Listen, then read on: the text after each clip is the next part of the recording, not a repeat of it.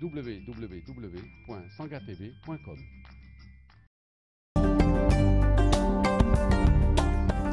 Mesdames et messieurs, bonsoir. Il est 20h sur les antennes de la télé Futurs Médias. C'est parti pour le sommaire de cette édition avec la situation qui est étendue ce matin à l'hôpital Grand Yoff. Les travailleurs affiliés à la CNTS-FC n'ont pu tenir leur assemblée générale. L'accès a été interdit aux médias par la direction. Cheikh Diop et ses camarades décrit la gestion de la structure. Procès Khalifa Sall et compagnie. Les avocats de la mairie de Dakar récusent toujours la constitution de l'État partie civile dans cette affaire. Selon eux, la participation financière dans le budget de la mairie de Dakar est jugée à minima. Célébration de la disparition du professeur Cheikh Anta Diop ce 7 février à l'université Cheikh Anta Diop de Dakar. Les étudiants plaident pour que des œuvres de l'historien et homme politique soient enseignées partout au Sénégal. Voilà le sommaire de cette édition. Dans quelques instants, le développement.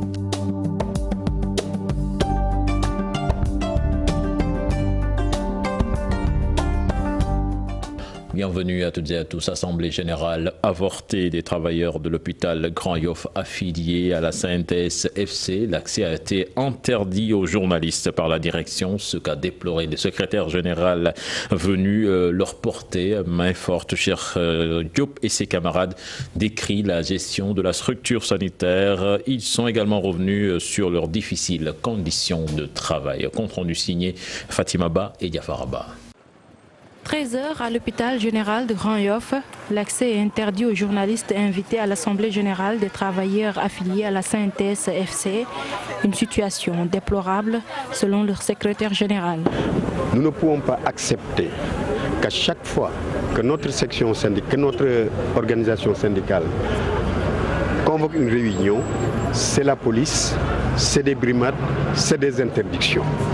Ceci est inacceptable. Et ma présence ici est une présence pour alerter les autorités qu'il n'est pas acceptable que nos droits soient bafouillés. Décidés à se faire entendre, les blouses blanches n'ont pas hésité à sortir de la structure. L'hôpital va mal. Vous ne pouvez pas avoir un hôpital avec un budget de 6 milliards, même si ce que l'État donne est insuffisant. On ne parvient pas à régler parce qu'on gère des marchés comme on veut. Des marchés qui n'ont aucune utilité. Regardez cet hôpital. Dans chaque coin, vous voyez que les gens sont en train de faire des transformations, de changer chaque jour. Pourquoi? Parce que tout simplement, c'est des marchés où on n'a pas. Si on avait acheté des médicaments pour les malades, on n'aurait pas posé de problème. Si on avait acheté de quoi faire fonctionner les services, on n'aurait pas de problème. À l'heure actuelle, vous avez un rendez-vous à la radio, en échographie, il faut une semaine. Ailleurs, vous ne pouvez pas avoir de rendez-vous d'échographie. On veut le faire sur place. Au laboratoire, les réactifs actuellement sont entrés.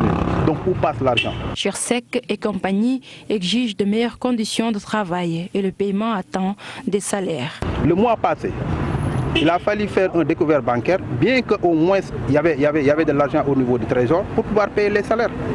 Aujourd'hui, nous sommes le combien? Le 7. Demandez à ces travailleurs qui sont derrière moi, est-ce qu'ils ont perçu leur salaire? Jusqu'à présent, ils n'ont pas encore perçu leur salaire. Nous avons déposé une plateforme revendicative. Une plateforme revendicative auprès des autorités du ministère de la Santé. Nous attendons d'être appelés pour des négociations. C'est des négociations sur le plan de carrière des agents, que ce soit les infirmiers, les sages-femmes, comme les médecins. De la même manière, nous avons demandé à ce qu'on revoie les critères d'allocation de subvention au niveau des budgets des hôpitaux.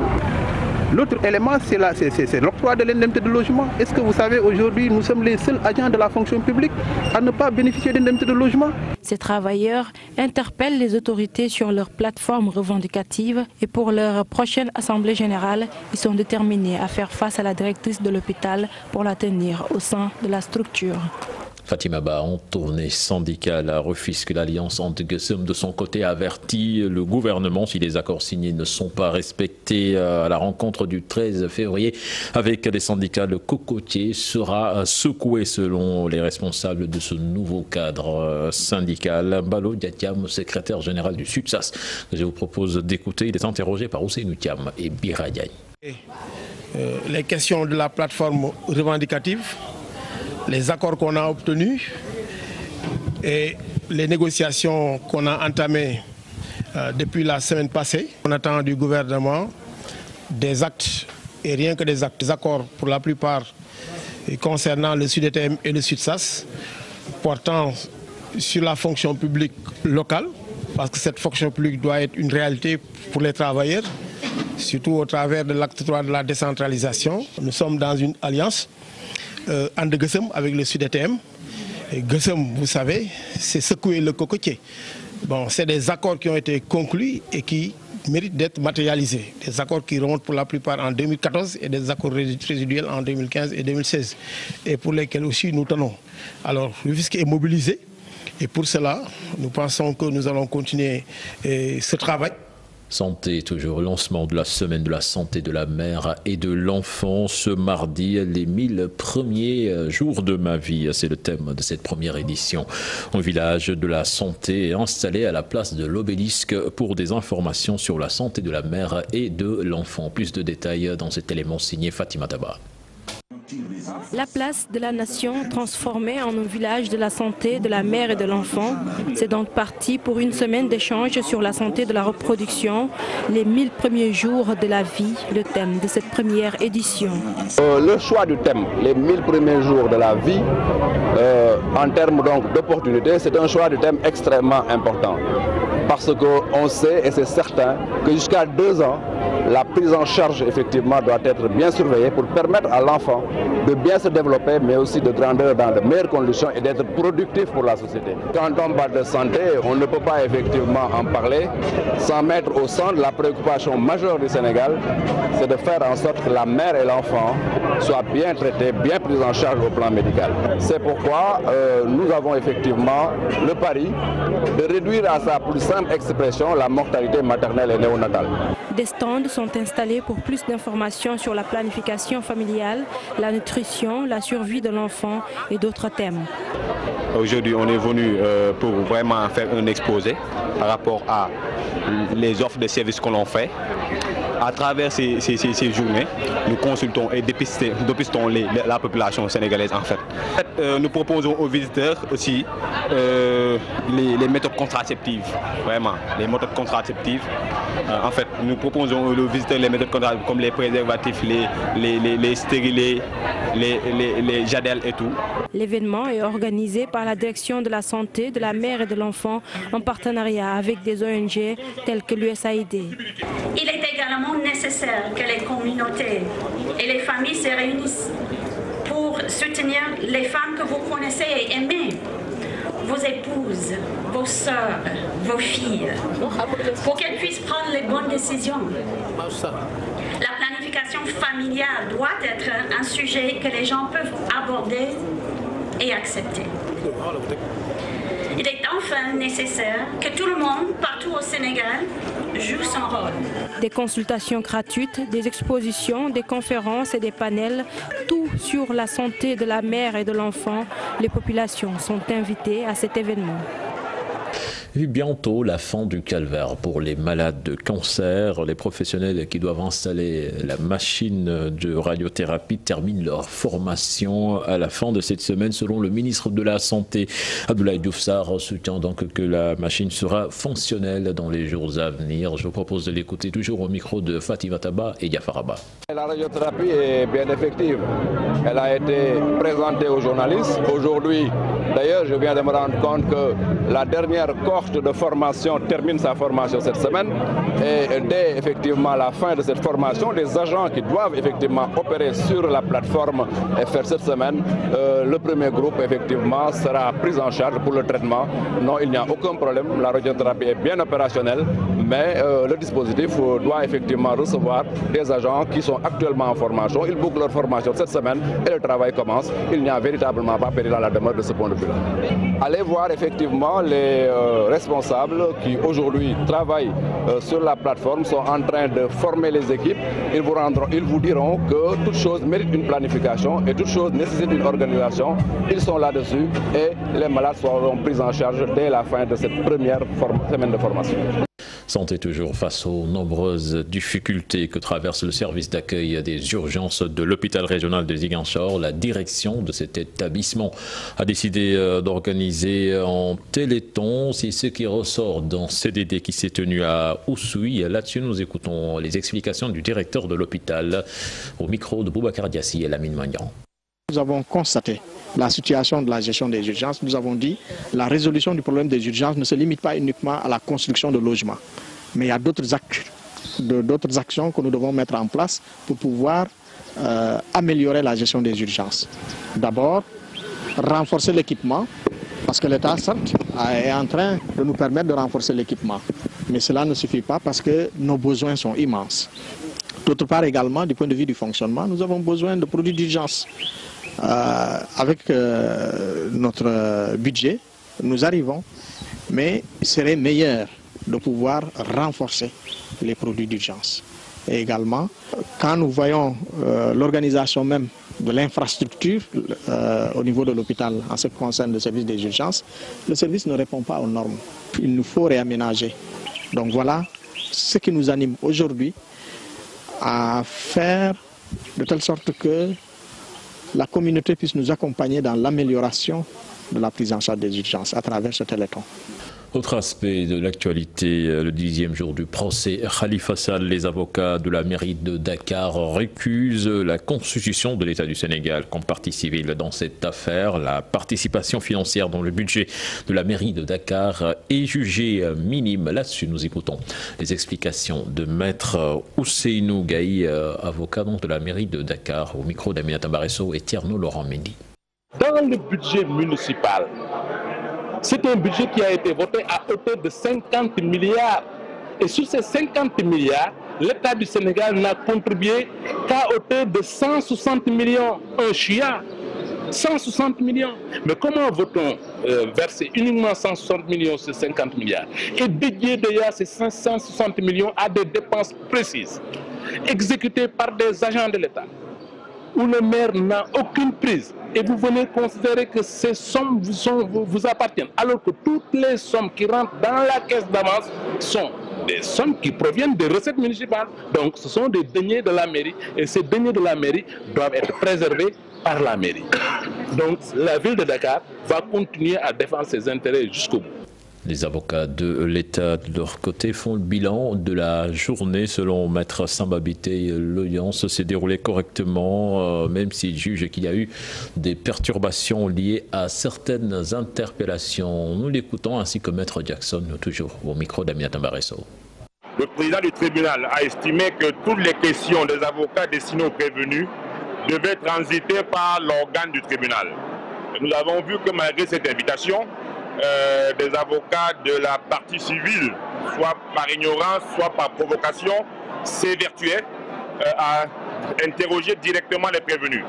J'ai tenu à leur dire, à leur faire savoir qu'il fallait qu'on se conforme tous à ce que le président a dit, à savoir que les questions destinées aux prévenus doivent passer par le tribunal, et c'est bien comme ça évite tout type d'incident, et c'est la règle prescrite par le Code de procédure pénale du Sénégal. Je ne peux pas me substituer à l'impérium du président du tribunal. Chacune des parties civiles a soulevé à l'encontre de l'autre des exceptions. Ces exceptions sont jointes au fond. Une décision sera rendue sur la question. Si le président du tribunal a recadré une partie civile, je ne sais pas si cela veut dire que cette partie civile n'avait pas sa raison d'être à l'audience. Le président, il est le juge de l'opportunité des débats. Il est également maître de la police de l'audience. Il peut enjoindre à une partie civile de rester à sa place, notamment lorsqu'il sent que la partie civile se comporte comme une défense. Donc je pense que les petites remises au point du président du tribunal étaient destinées aux questions qui étaient posées en lieu et place de la défense par une partie civile. Donc il a juste distribué les rôles en rappelant que chacune des parties doit jouer exactement son rôle. Parlons éducation à présent, avec le système de rémunération des professionnels de l'enseignement au Sénégal qui est un réel problème, des salaires minimes, des indemnités jugées insuffisantes. Tamsir Bahoum, lui, est professeur de mathématiques au lycée Charles Sergent, Malamine Camara. Il s'est entretenu avec Cheikh Hassan Affal et Diafaraba sur ce qu'il juge comme une injustice dans le système de rémunération au Sénégal. C'est ainsi qui parle d'enseignement passe aux revendications des acteurs qui la composent. Des enseignants avec un système de rémunération assez complexe, nous confie le professeur de mathématiques Tamsir Bahoum. Souvent j'entends les gens dire que l'enseignant, le professeur reçoit 400 000 francs de salaire. Mais qui est ce professeur qui reçoit 400 000 francs de salaire? C'est un professeur qui a fait N années de service. je peux dire, pour avoir environ 400 000 francs de service, il faut aller vers le grade de professeur principal. Et professeur principal, c'est au moins, il faut avoir fait 4 ans pour le grade 2, 4 ans pour le grade 1er et 3 autres années pour être professeur principal 2-1. Un salaire difficilement gérable pour ces professionnels de l'éducation. Il y a toute une masse humaine, pour ne pas dire une foule humaine, qui est derrière nous. C'est pour vous dire que cet enseignant qui est dans les classes, il ne va plus faire un travail sérieux. Parce que quand il est en classe, tout son souci, c'est comment il va faire pour régler la question de la dépense quotidienne. Comment il va faire pour régler la question de l'ordonnance de ses enfants. Comment il va faire pour régler la question de la facture d'électricité. Comment il va faire pour régler la question de la facture d'eau. Et j'en passe. Fonctionnaires de l'État, mais aussi enseignants dans les écoles privées, aimaient leur paye dans ces établissements et pour le professeur, insuffisant même pour joindre les deux bouts. Parce que ce qui se passe, le peu qu'on vous donne tout simplement au niveau du privé ne peut pas vous permettre de régler beaucoup de problèmes. Tamsir Bahom qui indexe l'État comme seul responsable de cette instabilité.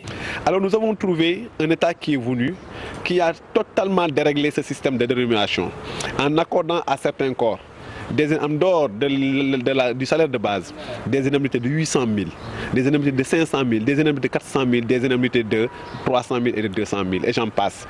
Et ces corps, souvent, sont même d'une hiérarchie inférieure à celle des enseignants. Malgré des années d'études et un rang assez élevé dans la fonction publique, les professeurs arrivent difficilement à joindre les deux bouts, faute d'alignement salarial. Cher Hassan Affal, ce 7 février marque l'anniversaire de la disparition du professeur Cheikh Anta Diop, l'historien et homme politique. Le natif de Tiaïtou continue de marquer le monde universitaire, comme vous allez le voir dans cet élément signé Mambiram Diouf et Pape Sangoné Baye. Il est aimé, apprécié pour ses écrits, son engagement à faire de l'Afrique une nation unie et forte. Il a été certes un historien anthropologue, savant, je peux dire, parce qu'il a même utilisé la science pour montrer que le berceau de l'humanité, c'était l'Afrique. Et puis du point de vue politique, je pense que les jeunes doivent s'inspirer aujourd'hui de lui. Beaucoup de choses qu'il combattait, on se rend compte qu'aujourd'hui, nous aurions dû le combattre il y a longtemps. Le grand savant, Cheikh Anta Diop, reste un modèle, beaucoup de valeurs qu'il incarnait et savait partager, ajoute l'enseignant à la faculté des lettres. Une figure tutélaire de l'Afrique contemporaine qui a indiqué ce qui pour nous est en jeu dans l'histoire. À savoir, bien sûr, je pense, moi je retiens de lui sur le plan individuel, une très grande intégrité morale, une rectitude morale. Et je pense qu'il nous lègue des vertus humaines incomparables. Sur le plan scientifique, c'est le parrain de l'université Cheikh Anta Diop. Il disait qu'il faut s'armer de science jusqu'au bout des ongles. Aujourd'hui, plus que jamais, ces enseignements doivent servir plus. Les étudiants, surtout appelés à s'en approprier. Au-delà de l'université, de l'enseignement universitaire type, les autres modes de communication qui existent aujourd'hui, les conférences, les séminaires, les journées d'études, les médias, peuvent permettre de mieux diffuser au niveau de la jeune génération les principes de la pensée de Cheikh Anta Diop. 32 ans après sa mort, Cheikh Anta Diop aurait voulu que les États-Unis d'Afrique sortent de terre et profitent pleinement au continent. Puis à l'université Cheikh Anta Diop, justement, les étudiants se rappellent de l'illustre disparu. Ils souhaitent que ces œuvres soient mieux enseignées dans les écoles et universités sénégalaises. Leurs propos sont recueillis par Mambiram Diouf et Pape Sangoné Baye. L'homme du XXe siècle, comme on l'avait, disons, nommé lors du, je crois que Festival mondial des arts nègres. Donc Cheikh Anta Diop, disons, son œuvre, son chef-d'œuvre tourné autour d'un point, la restauration de la conscience historique. Donc je crois que ça dépasse largement les frontières, ça dépasse largement l'Afrique. Donc je suis au regret de dire que la plupart du temps les étudiants ne le connaissent pas, les Sénégalais non plus. Même s'il y a un pèlerinage chaque année à Tiaïtou, il faudra faire plus que ça. C'était un chercheur, il a créé le carbone 14. Comment dire? C'était un panafricaniste. C'est un modèle pour nous parce que le fait de suivre ses pas, ça nous booste un peu à comment dire, à bosser dur pour avoir à peu près, pas le même niveau que lui, mais à être nous aussi des modèles pour les générations qui viendront après nous. Donc les autorités avaient dit? Donc ils avaient dit que les œuvres de Cheikh Anta Diop allaient être enseignées. Par exemple, moi je suis au département d'anglais, de la première année à la 5e année, il n'y a pas un seul semestre, une seule année où un livre de Cheikh Anta Diop nous a été donné comme œuvre au programme. Donc ça c'est déplorable. C'est un historien, égyptologue et tout. Bon, il nous inspire nous tous en tant qu'étudiants. Moi en tant que médecin, je m'inspire de ses écrits. Je lis de temps en temps ses écrits et autres. Comme quel livre? Afrique noire. Nous parlons de tout à fait autre chose. Diogo, c'est une zone maraîchère située dans le département de Tivaouane. Des tonnes de choux pourrissent dans les périmètres maraîchers faute de commercialisation et d'unité de conservation des produits. Plus de détails dans cette correspondance signée Cheikh Anta Diop et Seyla Tir. Diogo, cette zone fortement agricole est aujourd'hui le grenier de la culture du chou. Cette localité, située dans la commune de Darou Khoudoss, joue un rôle important dans l'approvisionnement du marché sénégalais et de la sous-région en chou. Il y a un excédent de production de chou à Diogo cette année. L'année 2017, la production de chou commercialisée au marché hebdomadaire de Diogo est de 76 116 tonnes par rapport à l'année 2016 qui était de 54 312 tonnes. Alors donc Diogo est le grenier, le point de prédilection de la culture du chou au Sénégal. Mais le seul hic réside dans le fait que la filière chou est confrontée aujourd'hui à des difficultés. Selon les producteurs maraîchers de Diogo, des tonnes de choux pourrissent dans les champs, faute d'unité de conservation. On appelle à l'État du Sénégal de nous subventionner les engrais à 100% si possible, et puis de doubler les appuis financiers pour le bénéfice, au bénéfice des producteurs. Les difficultés proviennent des infrastructures de stockage et des chambres froides pour quand il y a surproduction, on pourra garder nos productions dans les chambres froides. Malgré ces difficultés, l'espoir est permis pour les acteurs de la filière chou de Diogo. Selon le dernier rapport, la commercialisation des différentes spéculations a généré des produits financiers de 25 milliards de francs CFA. Cheikh Anta Diop en Casamance, les filières MAD, Ditar et Bouille réorganisées et les acteurs qui y travaillent formés pour mieux vivre des produits de leurs activités dans la région de Ziguinchor. C'est ce que 5 communes du département de Bignona et leurs partenaires ont réussi à faire 2 ans après leur état. L'évaluation des premiers résultats lors d'un atelier présidé par le sous-préfet de Kataba. Un reportage signé sur place Boubacar Diassi et Lamine Mandian.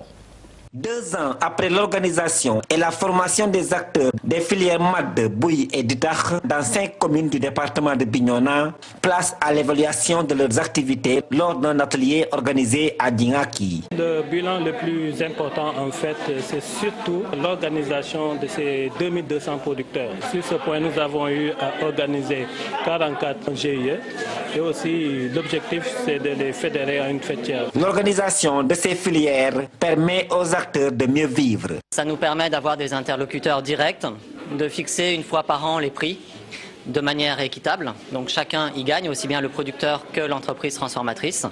Et ça nous permet d'obtenir des produits de très bonne qualité, puisqu'on a formé les producteurs sur le cahier des charges. Et donc aujourd'hui, ils nous fournissent du MAD de qualité, du bouille de qualité. Ça a plus qu'améliorer les revenus des populations parce que ça a d'abord participé à la stabilité du secteur. Ils ont compris que le projet là va équilibrer nos revenus, va quand même encore davantage raccommoder notre tissu social et économique. Cela permettra aussi à terme de limiter l'émigration clandestine des jeunes et l'exode rural des femmes. Toutes choses qui vont contribuer fortement à l'amélioration des revenus, à l'autonomisation des femmes et des jeunes, dans un contexte marqué par l'émigration clandestine, dans un contexte marqué par un exode rural extrêmement important au niveau de la composante féminine. Le projet qui organise ces filières dure 4 ans dans le département de Bignona. Et puis les producteurs d'arachides, membres de la Fédération nationale des centrales d'achat agricole du Sénégal, sont inquiets. En effet, une huilerie avec laquelle ils avaient contracté et qui menace de fermer ses portes à cause d'un impôt estimé à 8 milliards de francs CFA. Ils se sont mobilisés, en effet, pour aller rencontrer le gouverneur de Kaolack avant de faire face à la presse. Et là-dessus, nous écoutons leur porte-parole. Il s'appelle Mamadou Sen. Il est interrogé par Ibrahima Diamé. On a un contrat avec Copéol. Le contrat, on l'a rempli. On devait leur vendre vraiment 21 000 tonnes 700. On a fait le double, Dieu merci. Parce que cette année, la production est vraiment machallah. Mais le moment est que vraiment, il y a un problème qui est entre Copéol et l'État. Le problème, nous, ça ne peut pas nous épargner. Dans la mesure où Copéol est prêt à fermer son usine. Et si Copéol ferme, on ne va plus vendre vraiment nos arachides. Nous, ce qui nous aide vraiment, c'est vraiment l'écoulement de nos produits. Et cette année, vraiment, il y a une production record sur l'arachide. Quand on a expédié vraiment les 41 000 tonnes, Copéol a dit qu'il va fermer son usine. Parce qu'il y a un problème de fiscalité qui les lie avec l'État. D'un montant de 8 milliards. Et si l'usine ferme, nous, il n'y aura plus de contrat. Il n'y aura plus de commercialisation. Voilà pourquoi nous, vraiment, on parle. C'est pourquoi on dénonce. Parce que c'est vraiment s'il y a l'arrêt, on a fait 25 000 hectares ici, et demain on doit faire 80 000 hectares. Tout ceci vraiment sera dans l'eau. Et si on cultive sans engrais, sans intrants, il n'y aura pas une bonne récolte.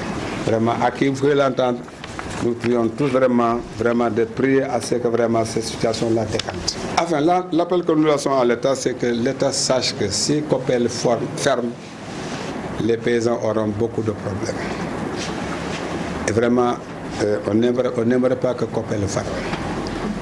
Parce que si Copéol ferme, vraiment, le reste de notre production vraiment sera bûché.